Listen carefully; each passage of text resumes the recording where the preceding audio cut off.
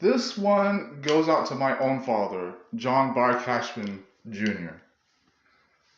He said a couple things some years back that I'll never forget for the best reasons possible, as is aplenty possible. So he mentions things about heroism in the truest sense, maybe so. Heroism and actually being a leader. And you'll hear about this everywhere, like Teenage Mutant Ninja Turtles, Avatar: Last Airbender, hell, even One Piece. I mentioned that a lot. Maybe even Child's House. Wherever you get these ideas about leadership and heroes and all that, you could even mention Batman or Spider-Man for other reasons. But what do you think about when you see a hero who actually can access much power and control over the surroundings? Do they have to make it all about them? Of course not. But when they can help people, it still doesn't have to be all about them. A lot of things that gets kids and teenagers wrapped up in the idea of power being all you need, and that all you need is money or power, and then if you get that, you get everything else. Kind of like their ideas that you're breaking out a prison wall with a brick cutter.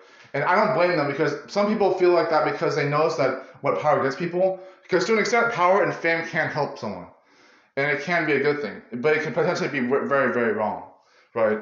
And so mentioned by this is my own father when he says that the martyr that my great great grandfather was, he was an actual hero martyr. He sacrificed his own life on a plane in World War One that saved many people on that plane. He was the only one who couldn't get a parachute, so he decided to do the all pilot for the rest of the crew. And the crew and the passengers got to get off the plane before he died and crashed into a.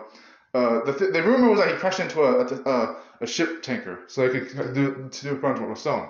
So Arthur Dudley was a literal hero. He was the good kind of martyr. He wasn't a starseed who thinks it's all about them, and a starseed volunteer who thinks, again, it's all about them, and everyone else has to die or some shit.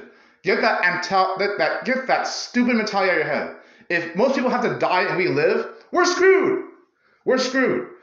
So seriously, remember what gets you here. You notice this, even my dad. This is one thing. My dad mentions, like, when you have to step up for leadership. Some people think that leadership is perfect attendance, or having six figures, or doing the right thing, behaving, not having sex with frivolous girls or ladies, and then even maybe not being a jackass.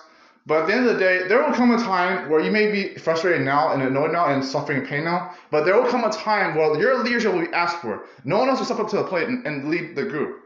They'll be desperate for a leader, and not that they need one, not particularly from yourself, but you can have everything you want in the meantime, or even not. Either way, you'll be more ready than you realize at that moment. Would you step up to be a leader, a hero, or even be yourself? Because that's what everyone truly needs and deserves.